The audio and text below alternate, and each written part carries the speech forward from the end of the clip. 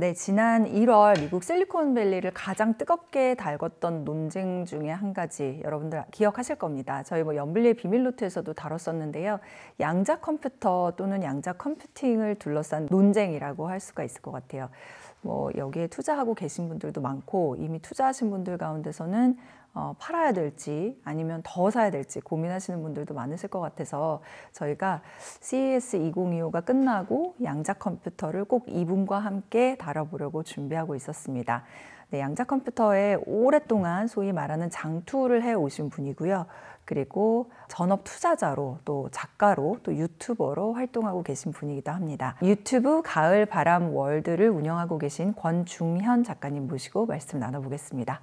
작가님 안녕하세요. 네, 안녕하세요. 네, 양자 컴퓨팅이 뜨니까 이제 작가님을 저희가 뵙게 돼서 좋네요. 네, 불러주셔서 감사합니다. 아닙니다. 최근에 책도 내셨고 채널도 사람들이 정말 많이 보고 있고 네네. 이쪽에서는 굉장히 독보적인 분으로 제가 들었는데 네. 그래도 머니온라인은 처음이시니까 네네. 간단하게 저희 시청자분들께 소개 부탁드려도 될까요? 네, 소개 너무 잘해주셨는데요. 네, 안녕하세요. 저는 권중현이라고 하고요. 유튜브 채널 가을바람 월드라는 채널을 운영하고 있고요. 저희는 주로 미국 주식 투자 그 안에서도 이제 양자 컴퓨터 투자를 주로 하고 있고요. 종목은 이제 아이온큐라는 종목에 이제 좀 집중 투자를 하고 있는데 종목을 뛰어넘어서 장기 투자란 어떻게 하는 것인가, 공부는 어떻게 할 것인가 이런 것들을 좀 다루면서 활동을 하고 있습니다. 가을 바람 월드는 왜 가을 바람 월드예요? 제가 사회 초년생 시절에 이제 부동산을 구입하게 됐는데 그때 이제 재건축위원회 이런 데서 활동을 했었어요. 근데 거기서 이제 닉네임을 하나씩 만들려고 했는데 가을이었고 되게 선선한 바람이 불어와서 네, 그래서 가을바람으로 정했던 거죠. 그거는 좋은 기억인가? 네, 그렇죠. 제가 제일 좋아하는 것 중에 하나가 가을바람이거든요. 그래요. 네네. 그렇군요. 저도 이 작가님에 대한 조사를 해보다 보니까 다양하다면 다양한 네네. 경력을 가지셨더라고요. 네네네. 해외 경험도 있으시고 또 직장도 다니셨고 근데 지금은 이제 완벽하게 프리랜서로 활동하고 계신 거죠. 내 그렇죠. 이름을 걸고. 이제는 개인 사업자, 이제 자영업자로 그렇죠. 네, 활동을 하고 있습니다. 저는 양자 컴퓨터 질문도 당연히 드리겠지만 어떻게 이런 결단을 내리셨을까? 왜냐면 그런 거를 생각하는 직장이 많지만 네네. 경제적 자유를 추구하고 꿈꾸면서도 몸은 항상 회사에 매여 있는 직장인 대다수인데 그렇죠. 계기가 있었어요. 일단 저는 처음부터 제 사업을 하고 싶은 생각이 있었고요. 제가 이제 경영대를 나왔는데 네. 이제 미국에서 학교를 다녔고요. 졸업하기 직전에 이제 삼성그룹에서 저희 학교를 찾아왔어요. 그때는 한창 외국의 유학생들을 대기업들이 와서 채용하는 그런 트렌드가 좀 있었거든요. 네. 그래서 그때 거기 우연찮게 갔다가 시험을 보고 붙게 돼서 이제 삼성 SDS에서 소프트웨어 엔지니어로 근무를 하게 됐는데 하다가 보니까 이게 말씀하신 대로 직장에 너무 얽매이는 그거를 제가 별로 좋아하지 않았어가지고 스타트업을 한번 차렸습니다. 20대 후반 때. 근데 그때는 이제 경험도 없고 돈도 부족하고 그래서 한번 뼈아픈 실패를 맛봤었고 이제 그 이후에 다시 시드를 만들기 위해서 그때는 이제 외국계 회사를 좀 다녔어요. 네. 그래서 독일계 물류회사도 다니고 최근에는 미국계 반도체 회사에서 이제 컨설턴트로 일을 잠깐 했었는데 하다가 이제 제가 경영대도 나왔고 코딩도 할 줄 알고 이제 솔루션도 다뤄보고 다양한 걸 하다 보니까 이게 기술 분야, IT 분야 애널리스트랑 비슷한 소양을 갖게 된 거예요.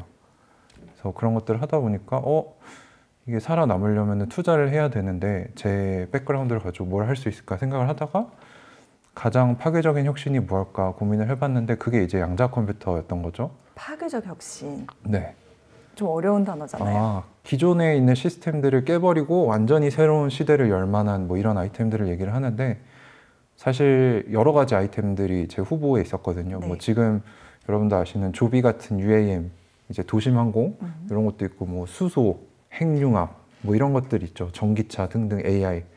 근데 그 중에 제가 봤을 때는 양자 컴퓨터가 제일 커질 거다라고 생각을 해서 이제 한 3년 반 전부터 본격적으로 유튜브를 시작을 했고 거기에 이제 제가 공부했던 내용들을 매일 올렸거든요.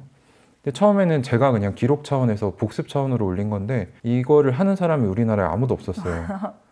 네, 그러다 보니까 뭐 선구자시네요. 네, 구독자가 1000명이 안 됐는데 뭐 하루에 1000명씩 늘어나고 이러다 보니까 지금은 이제 10만 명이 넘는 대형 채널이 되게 된 거죠. 10만 명 맞아요. 네. 넘더라고요. 그러면 유튜브를 시작하신 건 한 3년 반 정도 되신 건데 네네. 그 전에 양자 컴퓨터가 앞으로 이게 제일 커지겠다라는 확신이 들었던 거는 그건 언제예요? 그게 딱 그 시점이었어요. 아, 그럼 그때 바로 시작하신 네, 거예요? 바로 저는 생각하면 바로 행동하는 타입이라서.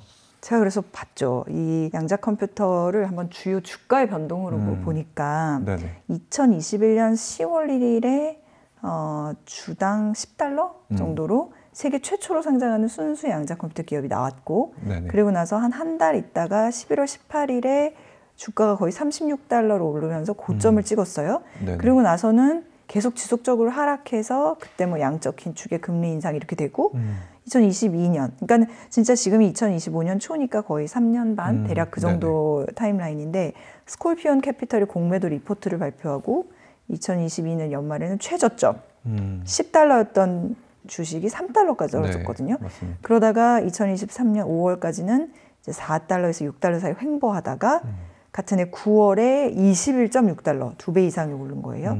AI, 엔비디아 상승 덕으로. 그러다가 2024년. 작년에는 계속 떨어지기만 했어요. 2024년에는요. 네네. 2024년에는 계속 떨어지다가 네. 그러니까 2025년이 돼서 1월 6일에 그쵸 50달러 가던 맞습니다. 게 1월 7일에 49달러 가고 1월 8일에 30달러. 네. 그래서 전 거래일보다 39% 폭락되고 세 배 레버리지 상품이 상장 폐지되고 네네. 그런데 이 모든 게 젠슨왕 때문이야. 아, 그렇죠. 맞아요? 네네. 그러면 작가님도 속상하신 상황인가요? 저는 오히려 좋다고 생각을 하는 게 젠슨왕 CEO께서 뭐라고 하셨냐면은 쓸만한 양자 컴퓨터가 나오려면은 15년은 너무 빠르고 30년은 너무 보수적이다. 20년 정도가 맞다라고 하셨는데 그 얘기를 CES 2025에서 애널리스트들과 Q&A에서 했단 말이에요. 근데 참 웃긴 게 이번 CES 2025 핵심 키워드가 AI와 양자 등등이었잖아요. 네. 굳이 거기서 그 얘기를 했다는 것 자체가 저는 고무적이라고 생각을 해요.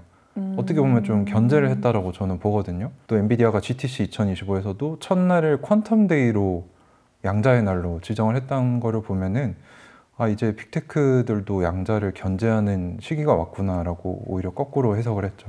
그동안에는 네. 작가님께서 이 일이 있기 전에는 어떻게 보면 장기 투자의 양자 컴퓨터를 투자자들이 이끌고 계셨던 입장에서는 네네. 같이 부를 늘렸다라는 자부심이 있으셨을 것 같고 저희는 엄청나게 자부심이 있죠. 그렇죠. 이때는 약간 가슴이 좀 어쨌든 철렁하셨을 수도 있을 것 같고 근데 사실 저와 오래 함께 하셨던 분들은 아이온큐 평단가가 10불이 안 되시거든요. 아, 근데 장기 사실, 투자니까 50불에서 25불까지 내려왔는데 저희 입장에서는 어차피 이게 수배 수준의 수익이었기 때문에 그냥 긴 항해 중에 그냥 거쳐가는 하나의 파도거나 이 정도로만 생각을 했어요. 지금 주식은 어때요? 지금 젠슨왕 주가나- 얘기 이후에 어떤 일들이 있었냐면은 GTC 2025에서 양자의 날 지정했던 것도 있었고요. 마이크로소프트가 퀀텀 레디라는 프로그램을 맞아요. 내놨습니다. 네, 그래서 퀀텀 이제 레디. 기업들이 지금부터 양자적인 준비를 해야 된다. 그래서 우리가 서포트 해주겠다. 거기에 메타의 주커버거까지 내가 양자를 잘 모르지만 오래 걸릴 것 같아. 이런 얘기를 지금 빅테크들이 다 관여를 하고 있잖아요. 그 얘기는 이제 견제를 하거나 아니면 내가 들어가서 선점하겠다. 뛰어들거나. 그러니까 오히려 저희 같은 장기 투자자들은 오랫동안 양자가 소외돼 있었거든요. 아무도 양자라고 그러면 그게 뭐야 이랬는데 지금은 빅테크 CEO들이 얘기를 해주니까 너무나 고마운 상황인 거죠. 그러면 장기 투자자들한테 하시는 말씀과 이제 지금 이 네. 영상을 보고 양자 컴퓨터를 알게 되거나 네네. 투심이 조금 생기는 사람들한테 해주실 수 있는 메시지가 다르겠네요. 그렇죠. 다르죠. 완전히 다르죠. 한번 들어보고 싶어요. 일단 장기 투자자분들 같은 경우는 제 채널 보시면서 하시던 대로 계속 공부하시면 되고요. 이제 새로 들어오시는 분들이 굉장히 힘들어 하세요. 뭐 실제로 저희 채널에도 그런 분들 유입되셔서 힘들다 어떻게 해야 되냐 하시는데 힘든 이유가 뭐냐면 몰라서 그렇습니다. 이제 워렌 버핏을 저는 저의 가장 큰 스승이라고 생각을 하는데 그분께서 뭐라고 했냐면 모르는 게 위험이다. 저도 여기에 격하게 공감을 하거든요. 저도 한때 이제 해외 선물 트레이딩을 했었어요. 전업으로 했었는데 모르는 거에 이렇게 돈을 넣었다 뺐다 하니까 순식간에 소위 말해서 계좌가 녹아내리는 경험을 많이 했거든요. 모르는 거에 절대로 투자하시면 안 되고 불안하면은 공부를 해야 됩니다. 근데 공부를 어떻게 하냐? 제 채널 와서 보셔도 되고 뭐 양자 관련된 책들 괜찮은 거 많거든요. 네. 그래서 그런 것들을 찾아서 지금 보시면 당장 양자 컴퓨터에 투자하라고 네, 봐. 저의 책은 이제 양자 투자의 교과서 같은 책이라서 꼭 읽어보시면 좋을 것 같은데요. 불안한 원인을 제거하면은 불안할 이유가 없죠. 그래서 장기 투자를 쉽게 할 수 있습니다. 지금은 장기 투자를 시작하기에는 나쁘지 않은 시점인가요, 그러면?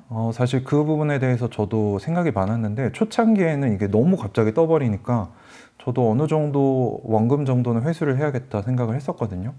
근데 생각해보면은 재작년에 챗GPT가 여름에 나오면서 1년 동안 AI 주식들이 엄청난 랠리를 펼쳤잖아요. 네.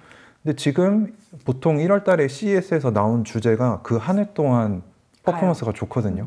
작년 1월에는 AI가 화두였잖아요. 네. 그래서 올해는 아마 제가 감히 한번 예상을 해보면 AI보다는 양자와 암호화폐의 해가 될 거다라고 저는 보고 있습니다. 암호화폐도? 네, 암호화폐는 이제 트럼프 당선과 관련이 그쵸. 있겠죠.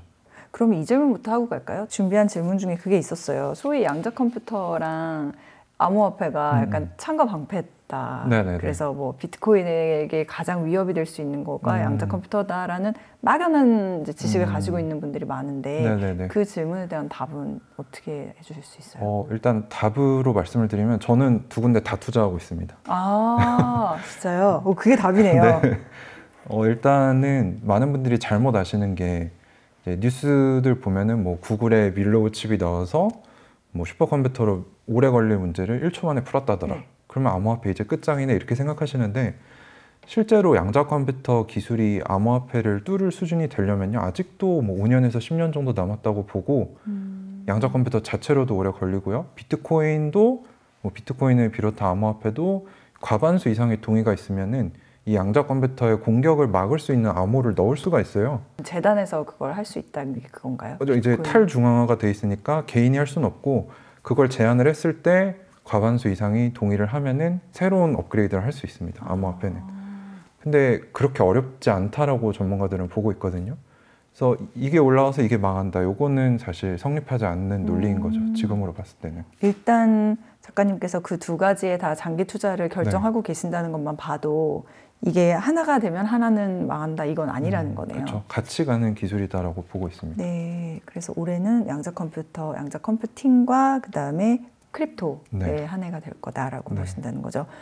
트럼프 대통령 취임식 때 네네. 밤샘 라이브를 네. 유튜브에서 중계하신 걸로 알고 네네. 있는데 그때 뭐 어떤 얘기 하셨어요? 제가 밤 늦은 시간이라서 새벽이라 보지는 못했는데 네네네. 어떤 이야기들을 해주셨나요? 사실 모든 투자자들이 트럼프의 입에 집중을 했죠. 나라 관련된 섹터 얘기 한마디만 해줘도 이제 이게 화두가 되니까. 근데 트럼프가 실제로 했던 얘기를 정리를 해보면 일단 석유 산업을 다시 부흥시키겠다. 왜냐하면 공화당은 전통적으로 이 오일 인더스트리가 밀어주잖아요. 그게 좀 있고 또 일론 머스크를 오른팔로 삼았잖아요. 그래서 뭐 화성에 성조기를 꼽겠다 이런 얘기도 했고 그 다찌라고 해가지고 부서를 신설했잖아요. 도지라고 안 하시고 네. 다찌라고 하시네요. 도지? 다찌? 네, 저는 네. 그쪽에 투자를 안 해서 잘 모르겠는데 네. 아무튼 그쪽도 본인이 트럼프가 또 언급을 했어요. 그러니까 이제 자기를 밀어준 최측근들부터 밀어주겠다 이렇게 저는 해석을 했거든요. 그래서 우주항공 얘기는 이제 뭐 스페이스X로 이어질 수 있고 도지도 일론 머스크 테슬라. 네. 그 석유 산업은 뭐 워낙에 로비를 많이 하니까 이런 얘기들밖에 안 했고 또 바이든이 추진했던 그린 뉴딜 정책 이제 친환경 밀어주겠다 이거 없애겠다. 근데 막상 크립토는 그 전까지 엄청 랠리를 네네. 보이다가 바로 취임식 직후에는 좀 떨어진 것 같아요. 다찌도 그렇고 네네네. 좀 떨어진 것 같더라고요. 네. 그건 또 왜 그랬을까요? 한마디라도 해줄 걸 기대했는데 트럼프가 암호화폐 관련 언급은 한마디도 안 했습니다. 기대감, 네, 실망감이 약간 있으면서 그런 이유 때문이었군요. 그러면 진짜 트럼프의 취임사를 하나하나 또는 한 말들을 보면서 거기서 이제 힌트를 읽어내신 그쵸. 거네요. 저희는 어쨌든 양자 컴퓨터 얘기를 하려고 모였으니까 네네. 다시 거기서부터 얘기를 해볼게요. 여러 가지가 있는데 사실 기술은 여러 번 들어도 잘 모르겠고요. 네네네. 솔직히 말씀드려서 저는 여기서 굉장히 인상적이었던 게 그 아이온큐의 공동 창업자라고 하는 네네네. CTO라는 네. 분이 우리나라 그쵸? 김정상 교수님 네네, 맞습니다. 맞나요? 네, 이거 되게 눈에 들어오더라고요. 이분은 어떤 역할을 하고 계시고 실제로 만약에 아이온큐가 정말 잘 자리 잡으면 넥스트 젠슨환 같은 그런 존재가 될 수 있는 거예요? 일단은 말씀하신 대로 교수님이시고요. 제가 알기로는 서울대에서 졸업을 하시고 이제 미국으로 이민을 가신 걸로 알아요. 그래서 거기서 뭐 벨 연구소라는 가장 저명한 연구소에서 이제 광학 관련된 연구를 좀 많이 하셨거든요. 그래서 이 아이온큐가 쓰고 있는 양자 컴퓨터 아키텍처가 레이저와 전자기장을 씁니다. 그래서 양자적인 것도 중요한데 그런 기술들이 필요한데 이제 김정선 교수님 같은 경우는 광학 전문가인 거죠. 근데 CTO로 근무를 하시다가 회사가 한 5년 정도 기틀이 잡히니까 지금은 이제 회사에서는 나오셨고요. 이사진 중에 한 분으로 계시고 아이온큐랑 메릴랜드 대학교, 듀크 대학교가 이 협약이 있어요. 네. 그래서 이 대학에서 나온 특허는 아이온큐만 독점적으로 가져가거든요. 그래서 이제 뒤쪽에 있는 이제 연구 파트에서 지원을 해주고 계신 거죠. 그 어쨌든 이분은 그래도 약간 뭐랄까 그 기업에 있어서는 공동 창업자니까 그쵸, 되게 중요한 역할을 하시는 분인 거죠. 맞습니다. 네이밍은요? 왜 아이온큐예요? 제가 알기로는 아이온큐가 쓰는 그 양자 컴퓨터를 만드는 기술이 이온 트랩이거든요. 그러니까 이온을 쓴다 그래서 아이언이 들어가고 Q는 퀀텀의 Q. 그래서 이온 트랩 컴퓨터 만드는 회사 아이온큐 이렇게 알고 있습니다. 아직도 모르겠다. 네. 양자는 뭔지, 양자 컴퓨터는 뭔지, 또 이거를 이제 소프트웨어랑 결합한 양자 컴퓨팅이라고 하기도 네네. 하는데, 자 이거 좀 쉽게 한번 설명해 주세요. 가장 쉽게 제가 말씀을 드리는 게 우리가 지금 쓰고 있는 컴퓨터는 스위치를 기반으로 하거든요. 0 또는 1, 켰다 껐다. 근데 그러면 상태를 한 번에 하나밖에 못 가지는 건데 이 얘기는 무슨 얘기냐면은 미로를 풀 때 한 사람이 전부 다 가봐야 되는 겁니다. 근데 양자 컴퓨터는 여러 사람이 들어가서 한 번에 보는 형태다라고 보시면 되거든요. 그러니까 진정한 병렬 연산이라는 거죠. 지금 GPU를 기반으로 한 슈퍼컴퓨터도 많은 분들이 병렬 아니냐, 똑같은 거 아니냐라고 하시는데 이 미로를 가는 거를 이 여러 세트로 할 뿐이에요. 그러니까 한 번씩 다 가봐야 되는 거예요. 그걸 빨리 하는 것 뿐이지. 근데 양자는 한 번에 다 가볼 수 있는 개념이라서 우리가 쓰고 있는 컴퓨터를 이미 고정 컴퓨터라고 하거든요. 그걸로 이제 상상도 못했던 문제들을 양자 컴퓨터로 풀 수 있을 거다라고 하는 게 병렬 연산이 뛰어나기 때문이다라고 이해를 하고 있습니다. 병렬 연산요? 양자라는 게 양자는 이제 아주 작은 세계에 있는 물질들을 양자라고 합니다. 전자, 원자 이런 것들. 그러니까 아주 작은 단위의 물질과 에너지 단위의 통칭, 더 네네. 이상 작게 나눌 수 없는 에너지의 최소 단위의 총칭. 네네. 양자는 입자이면서 파동이라는 이중성을 가짐. 원래도 알고 계셨어요? 아니, 저도 몰랐어요. 그리고 이걸 몰라도 사실 투자하는 데는. 네네. 근데 그럼에도 불구하고 이 양자 컴퓨팅이라는 기술이 다양한 산업에서 게임 체인저가 될 거다라고 얘기를 하는 건 그럼 왜 그런 거예요?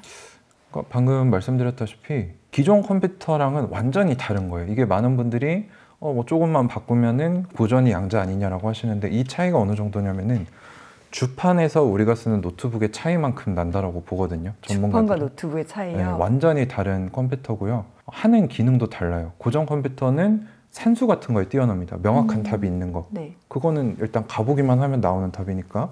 근데 양자는 수많은 변수들을 고려를 해야 되는데 한 번에 정확한 답이 나오는 게 아니고 분포도라 그래서 계산을 하면 할수록 정답에 가까워지는 확률적인 연산을 할 수 있는 거예요. 그래서 결국에는 두 개가 같이 쓰일 겁니다. 그래서 양자 컴퓨터 같은 경우는 잘할 수 있는 게 머신러닝. 머신러닝은 이제 AI한테 이게 고양이다 라고 사진을 보여준 다음에 새로운 사진을 던져주고 이게 뭐니? 라고 하면은 여기서 익혔던 패턴을 가지고 뭐 귀가 있고 꼬리가 있고 털이 있으면 고양이지. 그러면 이 사진은 고양이야 라고 얘기할 수 있도록 하는 거거든요. 근데 기존에는 고전 컴퓨터로 머신러닝을 하려면 뭐 한 10,000장의 이미지를 보여줘야 된다 하면은 양자는 한 10분의 1 정도만 보여줘도 똑같은 효과를 낼 수 있다고 하거든요. 그러니까 AI를 고도화시키는데도 양자가 필요하고요. 그런 복잡한 걸 할 수 있으면은 최적화. 이제 물류회사들이 어떻게 하면 트럭들을 가장 효율적으로 굴릴 것이냐. 뭐 그런 것도 있고 제일 중요한 거는 신약 개발. 할 때 어떤 물질을 우리가 써야 가장 효과가 좋고 부작용이 적을 것인가. 그러니까 쉽게 말해서 우리가 지금 풀 수 없다고 생각하는 거를 풀 수 있다라고 하는 컴퓨터가 양자 컴퓨터인 거죠. 그거는 왜요? 연산 속도가 빨라서? 그렇죠. 여러 가지 수를 동시에 고려할 수 있으니까. 이거를 좀 더 쉽게 말씀을 드리면 1024개의 경우의 수가 있는 문제가 있으면은 고전 컴퓨터는 1024번을 연산을 해야 되는 거거든요. 근데 이게 제가 정확히 지금 2의 몇 승인지 모르겠는데 동시에 두 개의 상태를 가질 수 있기 때문에. 네. 2의 1024는 2의 10승 같아요. 10승인가요? 그쵸? 그러면 네. 10개의 큐비트가 있으면 네. 1024번을 갈 필요가 없이 한 번만 연산을 해라. 그러면 1024개를 동시에 고려를 하는 거죠. 자, 그럼 여기서 모르는 게 또 나왔네요. 큐비트, 뭐 비트라고 하잖아요. 비트가 이제 고정 컴퓨터를 이루는 기본 단위, 0 또는 1. 큐비트는 똑같이 퀀텀 비트라고 그러거든요. 양자 비트다. 근데 얘는 0 또는 1이 아니라 0과 1을 동시에 가질 수도 있는 그런 특성을 가지는데 그게 이제 양자적인 세계에서 일어나는 우리가 이해하지 못하는 양자역학이라는 그런 법칙이죠. 이게 왜 일어나는지는 모르는데 왜 일어나는지 알 필요는 없죠. 이게 있다. 그러면 쓰면 되는 거니까. 그래서 그렇죠. 그 특성 때문에 풀 수 없는 문제를 풀 수 있다고 하는 겁니다. 그런 생각 드네요. 우리가 핸드폰의 원리는 모르지만 그렇죠. 쓸 줄 아는 거랑 비슷한 네네. 느낌이네요. 근데 이게 그나마 가장 좀 기사로서 와닿았던 거는 그 구글이 윌로우라는 걸 내면서 그때는 1024가 아니라 10의 24제곱이었나요? septillion이라는 네네. 그렇게 문제를 빨리 풀었다. 10의 septillion이라는 시간이 걸릴 만한 거를 뭐 몇 분 만에 풀었다. 뭐 이런 기사를 봤던 기억이 나거든요. 네네네. 그거는 저는 그래도 여전히 감은 잘 안 잡히던데. 그러니까 그렇게 길게 걸릴 문제를 어떻게 그렇게 빨리 풀 수 있었던 거예요? 그것도 제가 말씀드렸던 거랑 똑같은 방식인데 사실 그 구글이 풀었다는 문제도 그렇게 실용성이 있는 문제는 아니거든요. 테스트를 위한 네, 거였다고. 그냥 시연을 하는 건데 양자적인 특성을 활용을 해서 수많은 변수를 한 번에 고려한 거죠. 이것도 병렬 연산을 한 거죠. 기존 고정 컴퓨터로는 뭐 아까 말씀하신 10의 24승번을 해봐야 되는데 뭐 수만 년이 걸린다 뭐 그런 얘기를 하잖아요. 그래서 실제로 이거는 연구실에서 벌어진 시연 단계 결과이지 그게 뭐 유용성이 있다 이렇게 보기는 저는 어렵다라고 생각을 네. 합니다. 아직까지는. 그렇지만 상징적인 의미를 가진다 그렇죠. 하는 걸로. 그러면 젠슨 황이 CES에서 오래 걸릴 거야 라고 얘기를 했고 그걸로 인해서 주가가 많이 떨어졌어요. 네네. 그런데 아까 말씀하신 김정선 교수님이라는 분은 오래 걸릴 거야가 기술에 대해서 얘기한 게 아니라 양자 컴퓨터 쪽에서 엔비디아 같은 기업이 나오려면 그렇게 오래 걸릴 거야 네네. 라고 얘기하신 거로 또 해석을 했더라고요. 그럼 네네. 해석이 좀 다르잖아요. 그쵸. 어떤 쪽이 더 맞는 걸까요? 사실 그 김정상 교수님 말고도 토마스 크레이머라는 아이온큐의 CFO도 얼마 전에 니드엠 컨퍼런스에 나가가지고 네. 뭐라고 했냐면 거기서 똑같은 질문이 나왔어요. 젠슨 황이 20년 걸린다는데 너네 생각은 어떠냐라고 했더니 그 사람이 뭐라고 그랬냐면 엔비디아가 하면 30년이 걸리겠지라고 얘기를 했고요. 그러니까 이게 사실은 우리나라 최고 석학분들한테 여쭤봐도 양자는 안 될 거다라고 하세요. 그런 분들이 많으세요. 왜냐하면 최선도 그룹 회사에 가서 직접 기술을 본 게 아니잖아요. 근데 저는 가서 보고 왔거든요. 직접. 네. 근데 저만 본 게 아니라 작년에 이제 시애틀에 있는 아이온큐 양자 컴퓨터 공장에 제가 이제 그룹을 이끌어서 갔다 왔는데 거기에 이제 뭐 양자 정보과학 박사님도 계셨고 AI 쪽도 계셨고 했는데 그분들이 보시더니 깜짝 놀라셨어요. 아, 이 정도로 기술이 발전한지 몰랐다. 여전히 넘어야 할 장벽들이 있지만 이거는 우리가 통상 학계에서 생각했던 것보다 훨씬 진보돼 있었다라는 평을 내리셨거든요. 그러니까 기술은 그 최전선에 있는 사람들만 아는 거지 아무리 뭐 전문가다 이름이 있다라고 해도 그 사람들은 모릅니다. 그래서 엔비디아의 젠슨 황이 얘기했다고 해도 그 사람의 뭐 사회적인 위치가 있지만 그 사람이 양자 전문가는 아니잖아요. 그래서 저는 양자 전문 회사 임원들의 말을 듣는 게 맞다라고 생각을 합니다. 가서 보셨다고 했잖아요. 네네. 뭘 보셨어요? 거기서 실제로 양자 컴퓨터를 개발하고 있는 그 부품들도 보여줬고요. 거기 안에 팩토리 투어도 했었고 임원들과 인터뷰도 했었는데 실제로 그 양자 컴퓨터에 들어가는 부품을 만드는 연구실도 저희가 봤었거든요. 그래서 이게 허상이 아니고 실체구나라는 걸 볼 수 있었고 저는 이제 기술적으로 전문성은 없으니까 이제 같이 가셨던 박사님들이 보시더니 양자 컴퓨터에 광학 부품들이 되게 많이 들어가거든요. 근데 그런 부품들을 배치하는 것도 공간이 많이 들고 부품 자체도 커요. 근데 아이온큐는 그 부품들을 이 서버에 들어가는 철제 창을 렉이라고 하거든요. 그 형태로 소형화를 시켜서 이미 폼팩터를 만들어 놨더라고요. 그래서 그런 면에서는 상용화는 역시 대기업들이 뭐 연구실에서 내놓는 발표보다는 이런 전문 스타트업들이 하는 게 훨씬 더 빠른 것 같다라고 생각을 하고 있는 거죠. 저희가 양자 컴퓨터라고 할 때는 뭐 유튜브 썸네일을 할 때도 그렇고 찾아보면은 좀 막 괴물같이 생긴 그런 네네. 컴퓨터를 항상 연상을 하게 돼서 실제로 어떻게 생겼는지 그게 궁금해서. 그게 이제 많은 분들이 보시는 거는 이제 초전도체를 활용한 양자 컴퓨터거든요. 그래서 그 샹들리에 같이 생겼는데 맞아요. 그건 이제 극조온으로 만들기 위해서 화학 약품 같은 걸 관을 통해서 흘려보내거든요. 그래서 그렇게 생긴 거고, 이온 트랩 양자 컴퓨터는 이제 아이온큐가 쓰는 방법인데 그냥 큰 철제 창 안에 이제 뭐 광학 부품들도 들어있고 서버도 들어있고 그냥 냉장고 한 3, 4개 정도 사이즈 철제 박스 안에 들어있어요.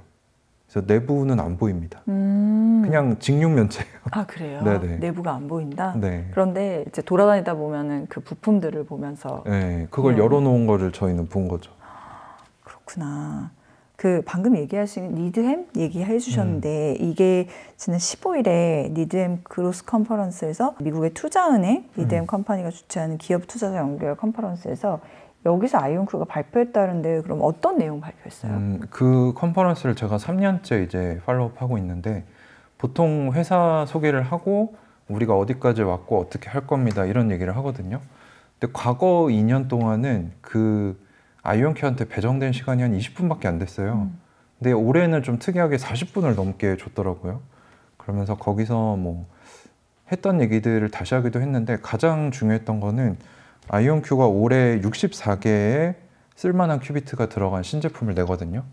근데 이게 왜 중요하냐면은 아직까지는 양자 컴퓨터로 그걸 쓰는 고객들한테 돈을 벌어다 준 사례가 없습니다. 그러니까 가능성이 있으니까 연구만 해보는 정도지 실제로 이걸 써서 우리가 돈을 벌었다 이런 사례는 없거든요. 근데 그거를 만들 거다라고 한 게 아이온큐가 올해 내놓을 64개 큐비트 제품. 근데 그 부분에 대해서 CFO랑 이제 IR 담당자가 나와서 얘기를 해줬는데 매우 순조롭게 진행되고 있다라고 얘기를 했기 때문에 올해 아마 게임 체인저가 되는 양자 컴퓨터가 나오지 않을까 생각을 하고 있고요. 더 중요했던 거는 지금 아이온큐처럼 대기업이 아닌 스타트업으로 시작한 회사들은 현금이 충분하지 않거든요. 그렇죠. 그래서 뭐 대부분 시가총액의 50% 되는 정도의 뭐 대출도 받고 유상증자도 하고 하면서 주가가 좀 오르면 그냥 유상증자에서 떨어뜨리고 또 떨어지고 이런 투자자들을 굉장히 힘들게 하는 패턴을 많이 보였는데 아이온큐는 한 번도 유상증자를 안 했습니다. 근데 거기에는 여러 가지 이유가 있는데 아이온큐가 좀 타이밍이 좋았어요. 상장했을 때. 그때 이미 한 7천억 정도 돈을 확보를 해놨고 지금 현금으로는 한 2, 3년 정도 버틸 수 있다고 보거든요. 근데 아이온큐 입장에서는 우리가 이 안에 충분히 매출을 늘려서 흑자 전환할 수 있으니까 투자자들이 우리 회사의 주인이다. 우리는 투자자들과의 도리를 지키겠다라고까지 얘기를 해서 유상증자를 안 하겠다는 입장을 밝혔습니다. 우리나라 밸류업이 그런 식으로 이루어져야지 되는데. 그렇죠. 그쵸, 굉장히 모범적인 모습이죠. 그러면은 그 외에도 아이온큐를 양자 컴퓨팅에 있어서 최선두 기업으로 꼽는 이유가 또 있을까요? 사실 잘 모르시는 분들은 항상 제 유튜브 채널에 오셔서 중소형주 하면 안 된다. 구글, IBM, 마이크로소프트가 양자 컴퓨터 최고다라고 하시는데 조금만 공부하면 그게 아니라는 걸 알 수 있거든요. 왜냐하면 대기업들이 내놓는 사례들은 연구실에서 내놓은 사례고 실제로 그 양자 컴퓨터로 돈을 벌었다 이런 얘기는 나온 적이 없어요. 근데 이제 아이온큐 같은 경우는 상장 기업이기 때문에 매출이 다 찍히거든요. 네. 근데 상장 대비 지금 한 2년, 3년 조금 넘었죠? 그 기간 동안 매출이 8배 가까이 늘었습니다. 그래서 한 뭐 200만 불로 시작해서 지금 한 1,300만 불 정도 되는데 절대적인 수치는 작죠. 한 200억 밖에 안 되니까. 네. 직원이 한 400명 정도 되거든요. 그렇지만 비슷한 시기에 상장했던 뭐 리게티나 디에이브 같은 스타트업들이 있는데 이 기업들은 아직도 상장했던 그 수준에 머무르고 있어요. 그래서 매출이 성장을 해야 이 몸집을 불리면서 이 영업이익을 높이고 흑자 전환을 하고 그걸 불리면 이제 중견 대기업 이렇게 올라가는 거거든요. 근데 많은 분들이 그 숫자를 놓치고 계신 거죠. 그냥 다 같이 올라가니까 아무거나 사자 이렇게 하시는데 매출 추이를 체크를 해봐야 됩니다. 아이온큐가 만약에 그런 스타트업이고 네. 몸집이 작고 뭐 아무리 돈이 지금 있어도 그게 한 3년 정도 버틸 수 있는 그런 거라고 하면 엔비디아하고는 정말 비교가 안 되는데 왜 엔비디아는 아이온큐를 견제를 하려고 할까요? 아이온큐를 견제했는지는 사실 잘 모르겠지만 양자 컴퓨터 기술 자체를 어느 정도는 견제했다라고 저는 생각하거든요. 그 이유는 GPU가 하고 있는 역할을 QPU라고 그러죠. 양자 칩이 언젠가는 둘이 부딪히게 될 겁니다. 결국에는 컴퓨터를 가속화하는 개념이거든요. 둘 다. 그래서 AI, GPU가 지금 뜬 이유가 AI에 쓸 수 있으니까. 근데 양자적인 방법으로도 이걸 할 수 있다는 게 증명이 되고 있거든요. 근데 심지어 양자로는 GPU보다 몇 배 더 잘할 수 있다는 게 나오고 있기 때문에 저는 벌써 견제에 들어갔다라고 보는 거죠. 기술적인 측면에서. 그러면은 최근에 뭐 아까 마이크로소프트가 퀀텀 레디 뭐 올해를 그렇게 하겠다라는 엔비디아랑 반대로 그런 낙관적인 입장도 있는데 올해의 양자컴 분야에서 지금 성과가 나고 있거나 성과를 기대할 만한 게 뭐가 있어요? 일단 올해가 유엔에서 지정한 양자정보과학의 해거든요. 그래서 이미 양자 원년의 시대다라고 양자 원년의 시대. 어느 정도 글로벌하게 명명이 된 상태이고 일단은 CES에서 그런 큰 해프닝이 있었으니까 세상의 모든 사람들이 양자가 뭐길래 이렇게 떠들썩하냐 관심이 몰리고 있고요. 실제로 지금 양자 컴퓨터 단계가 어느 정도냐면은 그 양자 전문가들은 고전 컴퓨터가 이제 애니악부터 시작해서 뭐 진공관 이래서 뭐 이 방만한 크기의 컴퓨터였잖아요. 근데 그런 컴퓨터가 PC, 퍼스널 컴퓨터가 될 수 있었던 거는 쓸만한 킬러 앱이 나왔기 때문이거든요. 그러니까 개인들도 이거를 사서 쓸만한 응용 사례가 나왔기 때문에. 근데 양자는 그게 없다라고 말씀드렸잖아요. 근데 양자 전문가들은 이게 나오기 바로 전이다라고 보고 있습니다. 아, 이게 나오기 직전이다. 네. 그러니까 많은 사람들은 지금 양자 컴퓨터, 고전 컴퓨터의 애니악 수준이다. 그러니까 80년 전 수준이다라고 보시는데 그게 아니라 PC가 도입되기 전 단계라는 거죠, 지금은. 그래서 생각보다 양자가 굉장히 가까이 와 있어요. PC가 도입되기 전 단계다. 네. 그러면 당장 뭐 올해 내년이라도 무슨 일이 일어나도 그거는 놀랍지 않은. 그렇죠. 사실 아이온큐 CEO 같은 경우는 한 2년 전부터 우리가 2, 3년 안에 양자의 챗GPT 순간을 가져오겠다라고 했거든요. 챗GPT 순간은 챗GPT 나오면서 모두가 AI를 외치고 AI를 쓰게 됐잖아요. 그 순간이 가까웠다라고 계속 예견하고 있는데 아무도 듣지 않았죠. 저는 한 1, 2년 안에 그런 순간이 올 거라고 생각을 합니다. 그럼 투자의 관점에서는 지금이 기회네요. 1, 2년을 버티실 수 있다면. 네, 맞아요. 장기 네. 투자를 할 때 1, 2년을 버틸 수 있다면은 네. 오히려 이렇게 조정이 왔을 때 매수하라고 하니까 네네. 지금이 기회일 수 있네요. 아까도 말씀드렸지만 저는 양자가 이게 단기적인 테마성으로 올랐다라고 보는 분들이 많은데 이런 1월 달부터 흐름을 보면은 이게 올해를 주도할 섹터가 되겠구나라고 생각을 하고 있거든요. 저도 초창기에 12월, 1월 넘어올 때 너무 급하게 올라서 어느 정도는 익절하시고 한 절반만 가져가세요라고 말씀을 드렸는데 지금은 조금 스탠스가 바뀌었어요. 이게 제가 봤을 때는 2030년에 아이온큐가 100불, 160불 정도를 보고 있거든요. 지금 한 30불 정도 하니까 한 3배에서 5배를 앞으로 5년 안에 볼 수 있는 거죠. 저 같은 경우는 조정 받을 때마다 사는 게 좀 좋지 않을까. 장기적으로 보고 조정 네. 받을 때마다 사는 게 좋다. 네, 가장 큰 투자 이유는 그거거든요. 사실 뭐 엔비디아 이런 것들을 떠나서 미국이 이미 10조 원 넘게 양자 컴퓨터에 투입을 했고요. 중국은 한 20조 원 정도 규모가 되거든요. 근데 이렇게 큰 규모의 돈이 들어가는데 안 될 거다라고 생각하는 게 저는 말이 안 된다라고 생각을 하고요. 이미 정부기관들은 주요 양자 기업들과 협력을 해서 이걸 어떻게 쓸 수 있을까 이미 찾아보고 있습니다. 아이온큐에서 아까 챗GPT의 순간이 곧 올 거다라고 얘기한 게 벌써 수년 전이라고 네, 말씀을 2년 하셨는데 정도 2년 됐죠. 정도. 그렇다고 하면 이거에 대한 기대감도 이미 지금 현재 주가에는 반영돼 있다고 봐야 되나요? 사실 그 부분이 조금 어렵긴 한데요. 지금은 양자가 다 올라갔잖아요. 그렇죠. 근데 그 시발점이 뭐냐면 월가에서 시작을 했어요. 참 재밌는 게 제 생각은 그렇습니다. AI로 어느 정도 월가가 재미를 봤는데 이게 상승 동력이 이제 없으니까 뭘 하면 좋을까?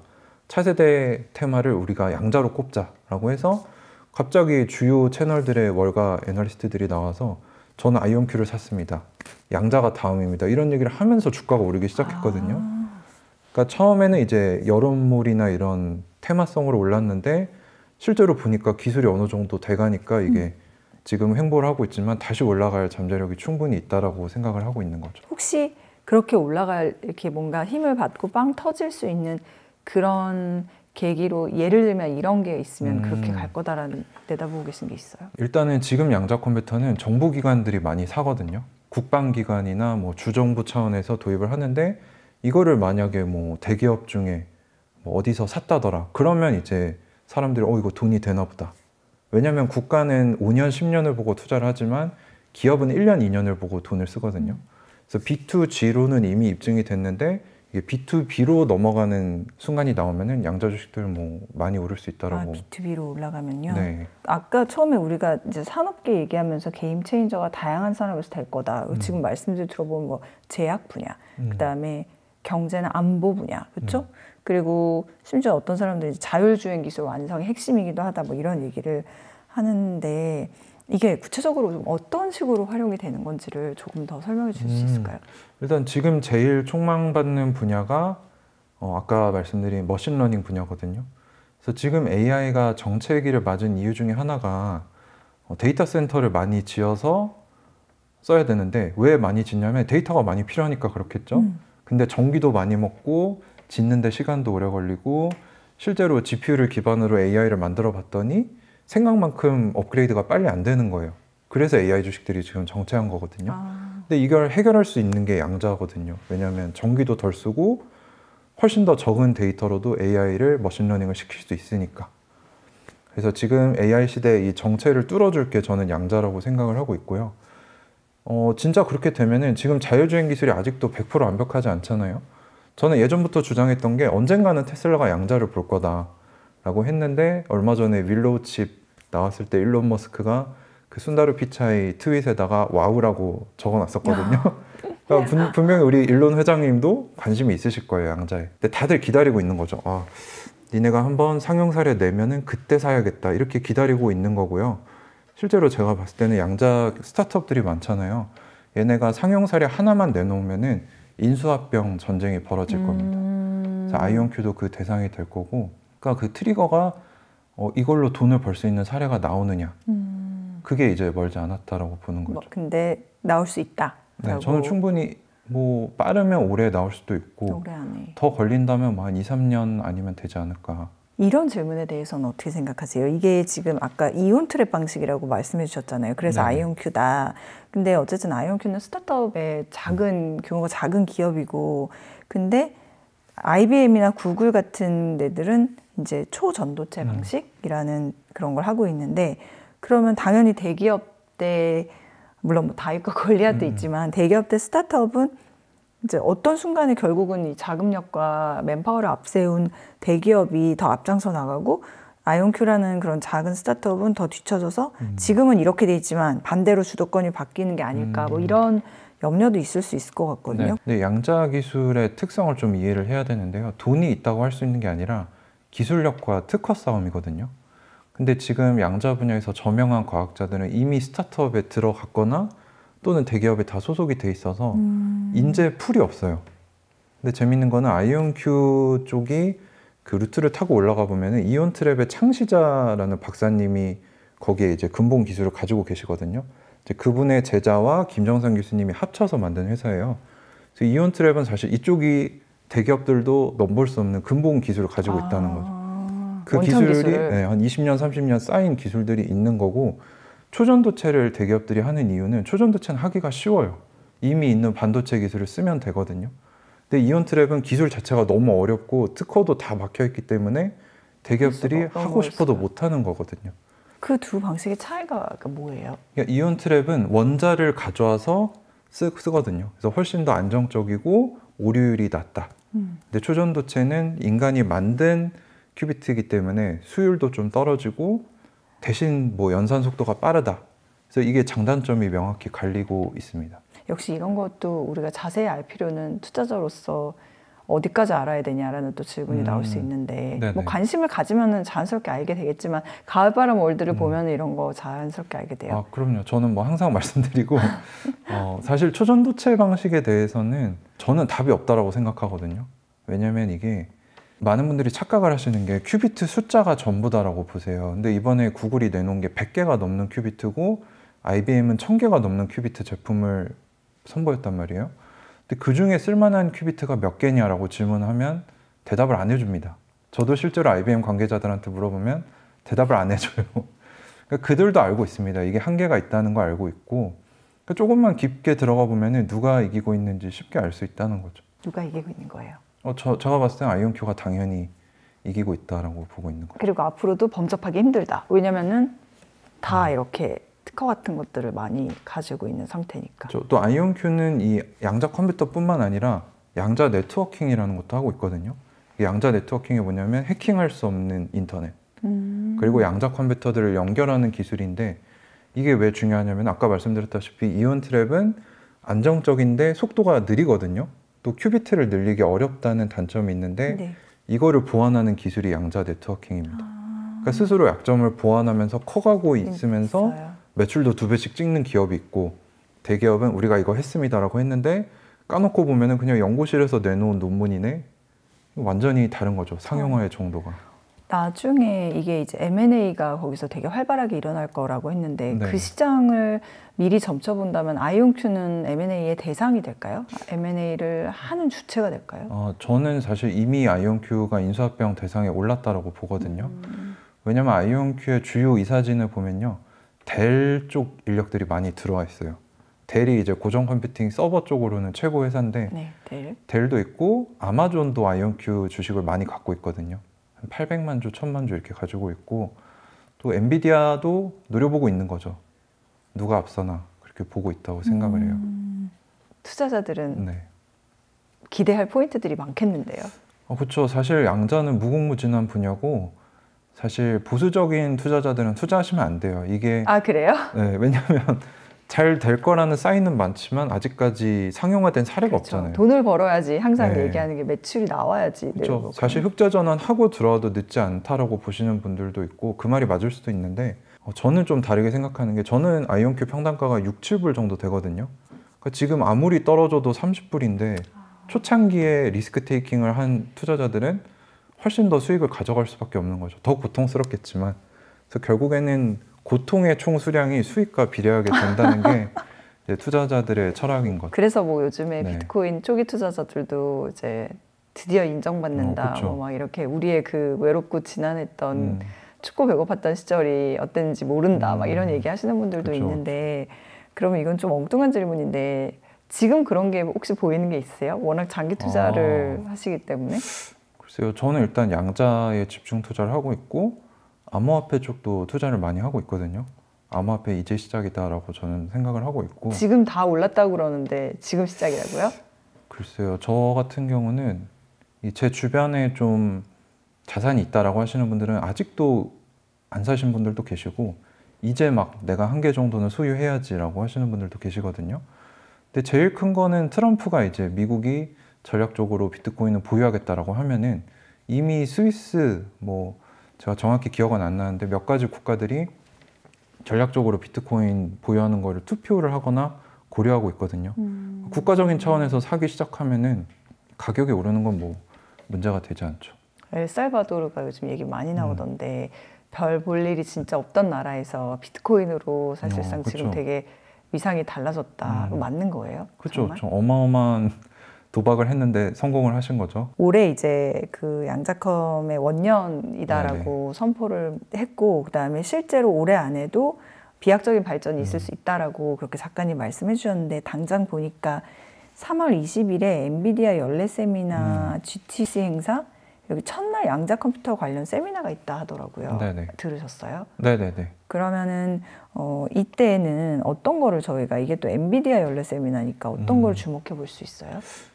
제가 그 안에 진행되는 프로그램들을 좀 살펴봤는데 AI와 양자를 같이 쓰는 제목이 많더라고요. 그래서 저희가 시애틀 공장에 갔을 때도 그 박사님들께서 뭐라고 하셨냐면은 AI와 양자는 서로 보완하면서 같이 갈 기술이다라고 결론을 내려주셨거든요. 근데 그게 이제 엔비디아 GTC 2025에서 나오겠죠.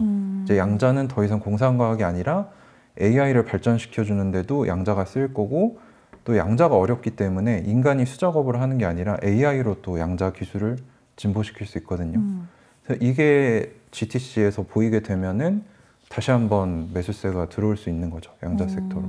이 즈음에 또 오셔도 되나요? 아, 네네네. 네, 좋습니다. 이 지금 이 결과 보고서 네네. 한번 얘기해 보면 되게 좋을 것 같아요. 양자 컴퓨터를 그러니까 아까도 말씀하셨는데 평단가가 낮은 경우에는 사실 뭐 이게 떨어졌어도 이미 나는 수익의 구간에 있는 거니까. 근데 들어간 지 얼마 안 된 단기 투자자, 지금 현재 단기 투자자를 하는 입장에서는 되게 곤란스러울 것 같거든요. 이게 그렇죠. 진짜 보통 일이 아닌 게 막 청산돼 버리고 하는 그런 상황이면은 이거는 정말 피눈물을 흘리는 사람도 있을 수 있다는 생각이 들어서 지금 양자컴을 좀 뒤늦게 알고 들어와가지고 남들 다 하니까 이렇게 했던 분들 중에 마음이 많이 아프신 분들은 어떻게 하는 게 좋을까요?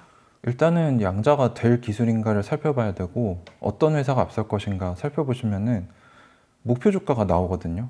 근데 이 세 가지를 다 하지 않고 시작하시는 분들은 사실은 이르시는 게 본인에게 더 나을 수도 있어요. 이게 왜 그러냐면 아무 준비 없이 들어와서 돈을 벌면요, 나중에 더 큰 도박을 하게 돼서 패가 망신을 하게 됩니다. 저도 그런 경험이 있거든요. 저도 제가 잘 모르는 거에 투기를 했다가 거의 뭐 수억을 날린 경험이 있기 때문에, 그래서 그런 고통 속에 계시다면 하루빨리 공부를 해야 된다.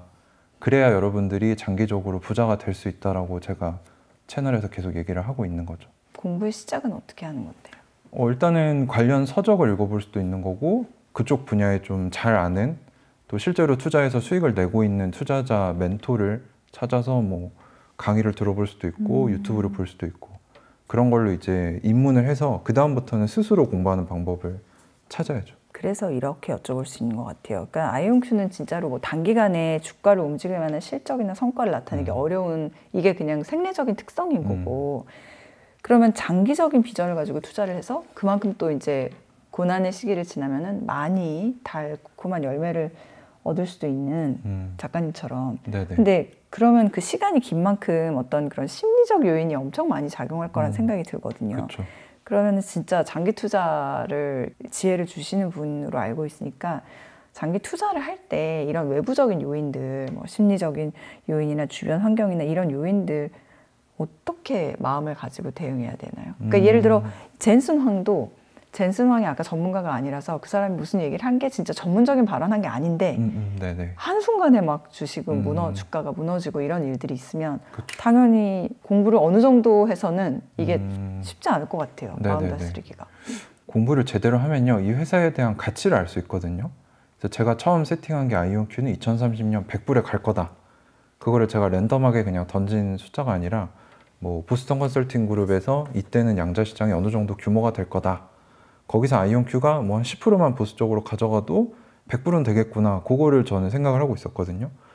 그러니까 아이온큐가 또 잘해오는 걸 봤기 때문에 외부적인 변수로 주가가 떨어지면요, 오히려 사야 되는 시기지 팔아야 되는 시기가 아니라는 거를 공부를 제대로 했다면 그 마인드를 장착할 수 있게 되는 거죠. 박앤세일이니까 싸게 더 사자 이렇게 하시거든요. 그러니까 결국에는 내가 모르는 거에 돈을 넣었기 때문에 불안한 거거든요.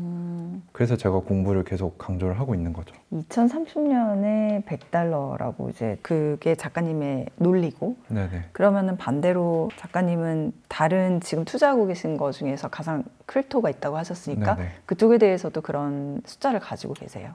사실 암호화폐 같은 경우는 조금 투자가 다른 게, 저도 이제 암호화폐 입문을 주변에 있는 인플루언서들과 얘기를 하면서 도입을 하게 됐는데, 사실 비트코인은 패턴이 있거든요. 사이클이 있기 때문에 그 사이클을 따라서 상승에 요 정도면 한 어깨 정도 왔겠구나라고 해서 팔 생각이에요. 그래서 그거는 이제 올해 말 정도 한 개당 3억 정도를 보고 투자를 하고 있는 거고요.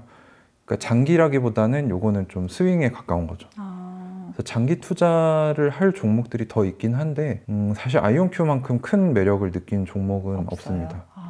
그러면 정말 비트코인보다도 더 아이온큐의 현재로서는 크게 매력을. 그렇죠. 느끼신 양자는 거예요? 사실 어느 정도의 파급력을 가지고 있냐면 잘 상용화가 되면 인간을 불사로도 만들어줄 수 있는 기술이라고 보거든요. 진짜로요? 네, 그게 이제 장기도 대체를 하게 되고 약이 개인에게 커스터마이징된 약이 나오고 이러면 진짜 우리가 꿈꾸던 그 공상과학에 왜 사람들 사이보그 되고 이런 게 있잖아요. 네. 저는 그게 진짜 올 수 있는 미래라고 생각을 해요. 양자 컴퓨터를 공부하면 거기까지. 네, 멀지 않은 미래라고 뭔가 생각합니다. 철학적인 얘기를 지금부터 해야 될 것 같은. 네. 그게 과연 올바른 미래인가부터 시작해서. 그런 것들도 얘기를 할 수 있죠. 그쵸. 네. 얘기 나왔으니까 한번 들려주세요. 사실 저는 철학적인 부분은 크게 생각을 안 해봤고 일단은 이 시대의 흐름을 봤을 때 앞으로 뭐 3년에서 5년 사이에 뭐가 제일 커질 거냐. 근데 제가 말씀드렸다시피 저는 그 정도 파급력이 있는 기술이라고 보기 때문에 일단은 부를 증식시켜 놓으면은 그런 시대가 와도 충분히 준비가 되잖아요. 그래서 사실 투자를 하는 거는 생존을 위한 행위이기도 한 거죠. 작가님께서는 그러면 공부하는 장기 투자를 지금 강조하고 계신데 네네. 장기 투자라는 것도 굉장히 사람마다 다를 수 있어서 기간을 그렇죠. 수익 실현 목표 시점이 대충 어느 정도의 투자 기간을 의미하시나요? 일단 저는 추천드리는 방법은 수익률이 100%가 나왔을 때는 원금을 뺍니다.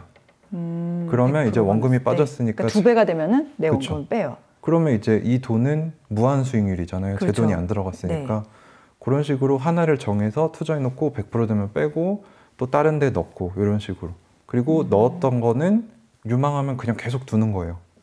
그래서 저는 주식을 판다는 개념이 아니라 자산을 모은다라는 개념으로 보거든요. 그래서 결국에 내가 죽을 때까지 그 회사가 괜찮으면 그냥 들고 있다가 내가 만약에 세상을 떠나게 되면 가족들에게 주면 되잖아요. 그렇죠. 그래서 이거를 물건을 사고 파는 개념이 아니라 자산을 모아가는 개념으로 보시면은 좀 더 투자가 수월할 수 있죠. 언제 팔 거냐 그게 아니라 기업이 언제 꺾이냐 그걸 보면 되는 거니까. 기업이 언제 꺾이냐. 기업이 언제 꺾이냐. 아이온큐는 현재 상황에서는 꺾일 위험보다는 성장 가능성이 훨씬 크게 있다고 보지만 위험이 아예 없는 기업이란 없으니까 그렇죠. 아이온큐가 어떤 상황에서 투자를 좀 한번 재고해 봐야 된다. 뭐 이런 시점도 있을 수 있을까요? 일단은 아이온큐 투자에서 핵심은 뭐냐면 현금이 소진되기 전에 매출을 빠르게 늘려야 되거든요. 그 현금 자산이 아까 말씀드렸다시피 2, 3년치밖에 없다라고 말씀드렸잖아요. 그 안에 목표한 매출을 못 내면 망하는 거거든요. 그렇죠. 그러니까 사실 결판 나려면 2년, 1년밖에 안 남은 겁니다. 그래서 진짜 양자회사가 돈을 벌 수 있냐 없느냐, 아까 말씀드린 상용 사례를 내냐 못 내느냐, 그게 이제 핵심이 되겠죠. 그러면 같은 맥락에서 아이온큐가 어쨌든 가시적으로 실적을 냈던 게 900억 원 규모의 실물 양자 컴퓨터 판매 매출 기록이 있었다라고 알고 있는데 네네.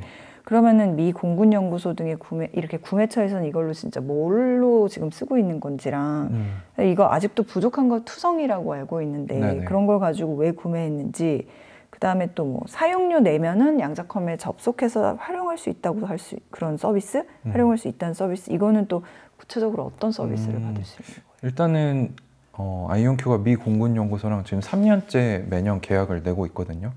근데 그 규모가 2배씩 커지고 있어요. 처음에는 1,500만 달러, 그 다음에 뭐 3천만 달러, 그 다음에는 5,500만인가 이렇게 거의 2배씩 늘어나고 있는데 네. 그런 실적을 기록하고 있는 기업이 지금 없거든요. 그러니까 제가 봤을 때는 미 공군연구소가 아이온큐 양자 컴퓨터를 써봤는데 생각보다 괜찮았고 그 다음엔 2대를 샀어요. 2대를 연결해 보는 걸 해봤고 이게 괜찮았기 때문에 이게 양자 컴퓨터를 사는 거에서 양자 네트워킹으로 넘어갔거든요. 아이온큐의 기술을 인정해준 꼴이라고 저는 생각을 해요. 그런 힌트를 잘 보면은 이 회사가 진짜 잘하고 있구나 요거를 체크할 수 있고요. 아이온큐 매출의 90% 이상은 양자 컴퓨터를 판매한 매출에서 나오거든요. 그러니까 거의 미 공군연구소가 주 고객처인 거죠. 근데 이걸로만으로는 흑자 전환할 수 없으니까 네. 양자 네트워킹이라는 신사업을 한 거고 최근에 3분기 실적 발표 때는 아스트라제네카와 엔시스라는 회사와 파트너십을 맺었거든요. 그러니까 이게 쓸만한 것 같아. 근데 이거를 통해서 이제 기업들과 가치를 내보자. 근데 예전에는 좀 작고 우리가 모르는 기업들이랑 했는데 아스트라제네카 모르는 사람 없거든요. 투자자들 중에. 엔시스 같은 경우도 공대를 나오신 분들은 다 이 회사의 소프트웨어 써보셨을 거예요. 그러니까 이게 흐름을 보면은 B2G에서 이제 B2B로 넘어가는 초입이구나 요거를 볼 수 있어요. 그래서 앞으로 매출이 훨씬 더 커지면서 흑자 전환하겠구나라고 믿고 투자를 하는 거죠, 사실. 불확실한 그런 거니까. 것들 보면서. 네, 큰 흐름을 보면서. 근데 이게 양자 컴퓨터 관련된 거에 다 적용되는 게 아니라 아이온큐에. 그렇죠. 양자가 잘 돼도 도태되는 기업들은 사라지겠죠. 그래서 이게 기술도 중요한데 내가 투자하는 기업에 대해서도 잘 알아야 됩니다. 부담은 없으세요? 왜냐하면 스스로를 이게 아이온큐의 투자자의 리더로 거의 이끌고 있다. 하면 무슨 뭐 양떼를 이끄는 양치기 그렇죠, 같은 그렇죠. 느낌이잖아요. 근데 이게 어떤 순간은 되게 보람도 크지만 부담도 클 수 있을 것 같아서. 사실 부담 큰 구간은 많이 지났어요. 아, 그래요? 사실 저희 예전에도? 장기주주들 평단가가 한 10불 내외인데 그 아래였던 구간이 이제 작년 상반기 그때 한 20불에서 또 6불까지 떨어져서 그때 힘들었는데 지금은 3년 이상 인내하면서 이미 30불까지 올라갔기 때문에 큰 부담은 이제는 없습니다. 이미 웨어버리에 굉장히 큰 공을 세우고 있는 투자자들이기 때문에 이미 그러면 계속해서 양자 컴퓨터 특히 아이온큐에 대해서는 이제 장기 투자를 특별하게 이런 사인 나타나면은 그때는 재고하겠지만 그게 아닌 한 그러니까 거기서 이런 사인이라고 그러는 건 아까 말씀하셨던 현금이 고갈되기 전에 매출이 나와야 된다. 그 하나인가요? 그것도 있고요. 이제 현금이 바닥나면은 뭐 유상증자를 크게 해서 주식 가치가 떨어질 수 있고 그게 이제 사업이 잘 안 된다는 사인으로도 볼 수 있겠죠. 두 번째는 매출이 지금 2배씩 늘어나고 있고 월가에서도 앞으로 최소 3년간은 2배씩 계속 늘어날 거라고 예상을 하고 있는데 그거를 뭐 한 두세 분기 정도 달성을 못하면 문제가 있다라고 볼 수 있죠. 기대보다 못하니까. 네. 근데 단기적으로 한 분기만 보는 게 아니라 이제 피터 린치 같은 위대한 투자자들을 보면은 단기적으로 보지 말고 최소한 반년에서 1년 정도를 보라고 하거든요. 그래서 몇 분기 연속으로 실적이 안 좋으면 그때는 이거 좀 이상하다라고 생각을 해야 될 것 같습니다. 아, 실적. 그러니까 어쨌든 계속 가능성은 있다 그러더라도 실제로 팔로우를 해야 되는 거네요. 그렇죠. 앞으로는 어떻게 투자를 이어가실? 저는 사실 아이온큐로는 이미 큰 성공을 거두었다고 생각을 하는데 사실 지금은 다 같이 올라가서 양자 섹터가 테마성을 띈 건데 이게 2, 3년 뒤에 아이온큐가 진짜 말한 대로 약속을 지키면 아이온큐만 올라가는 시대가 올 거라고 보거든요. 그래서 그때는 뭐 제 주장이 옳았다는 걸 다시 한번 얘기할 수 있을 것 같고 저는 좀 중소형주들 중에서 유망한 10배가 될 만한 주식들을 고르는 전문가가 되고 싶어요. 그래서 실제로 제가 유튜브도 하고 있지만 제 멤버십이 있습니다. 그래서 거기서는 제가 매일 공부하는 자료들을 공유를 드리는데 이제 유료 서비스인 거죠. 근데 거기서 제가 한 주에 한 두세 개의 새로운 기업들을 공부를 하거든요. 근데 애널리스트들 중에서도 저처럼 기업 많이 보는 사람이 아마 없을 거예요. 그래서 제가 지금 공부한 기업만 뭐 수백 개가 되는데 그 중소형주를 뽑아내는 안목이 생기면은 또 책을 쓸 거고 우리나라 투자자들이 이제 국장에서 많이 되었잖아요. 그래서 어떻게 하면은 내가 10배가 될 주식을 찾을 수 있는가 또 그걸 어떻게 하면 견디고 장기 투자할 수 있는가 그걸 가르치는 스승이 되고 싶은 게 제 개인적인 비전입니다. 어쨌든 네네. 선의로 하고 계신 거니까. 뭐 선의로 하는 것도 있고 제 생계를 위해서 하는 것도 있고 네. 근데 저는 이제 조금 뭐 엊그저께도 이제 저의 수입에 일정 부분을 기부하는 것도 하고 이제 오늘 내일 이제 같이 기부하자 이런 것들 활동도 할 거거든요. 그래서 우리만 배부른 게 아니라 이걸 할 수 있게 좀 국가와 사회에 환원하자. 그래서 좀 성숙하고 현명한 투자 커뮤니티가 되자 그런 꿈을 좀 가지고 있습니다. 어떤 쪽으로 기부하세요? 저희는 이번에 독립유공자 후손분들 되게 힘드신 분들이 많은데 그분들한테 생필품 전달하는 해외에 계신 분들이? 아니 우리나라 우리나라 안에요? 그거를 좀 해볼 생각입니다. 그렇군요. 좋은 뜻을 가지고 돈을 벌고 계신다는 생각이 들어서 거기서도 배우는 게 많은 것 같고요. 그리고 오늘은 어쨌든 양자 컴퓨터로는 처음 뵙고 이 주제를 다룬 것도 처음이고 작가님과도 처음 뵀는데 말씀하신 대로 이 아이온큐를 비롯해서 양자 컴퓨터라는 분야가 계속해서 올 한 해를 주도할 양자 정보 과학의 해, 해인 만큼 올 한 해 그렇게 계속해서 뭐 실질적인 무언가를 보여주면서 기대감을 상승시키는 그런 추세가 계속 된다면은 저희가 아무래도 작가님을 계속해서 뵐 수밖에 없는.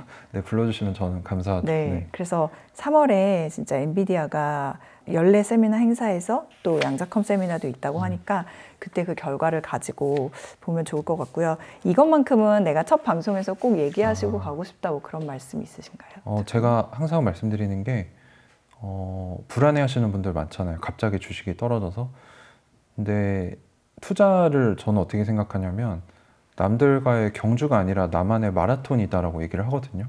이게 어떻게 보면 워렌 버핏과 그 현명한 장기 가치 투자자들의 철학을 관통하는 말인데 남이 어떻게 되든 상관이 없고 나만 잘하면 된다. 그래서 남이 어떻게 되든 거기 보지 마시고 내가 잘할 수 있는 거에 집중해서 내 기간과 목표를 세워서 그것만 달성하면 부자가 될 수 있거든요. 근데 대부분 잘 하시다가 뭐 누가 테슬라 사서 몇 배 됐다더라, 팔란티어 사서 몇 배 됐다더라. 탈럭기. 네, 이미 고점인데 그 말 듣고 잘 버신 돈 넣어서 잃으시는 경우가 많아요. 그래서 스스로 잘할 수 있는 것만 찾아서 본인의 마라톤을 하시면 좋겠다라는 게 제 조언입니다. 근데 여기서 중요한 건 마라톤이네요. 네. 단기간, 그러니까 단기간에 돈 벌기 쉽지 그리고 않습니다. 마라톤, 네. 마라톤. 어쨌든 마라톤 해서 다 완주하면 되니까요. 네, 잘. 완주만 하면 됩니다. 알겠습니다. 앞으로 더 많은 도움 받아볼게요. 네, 오늘 시간 내주셔서 감사하고 설도 잘 보내시길 바랍니다. 네. 올 한 해 작가님을 통해서 또 우리나라에 더 많은 부가 생겼으면 좋겠네요. 네, 오늘 고맙습니다. 불러주셔서 감사합니다. 네, 또 뵙겠습니다. 네, 감사합니다.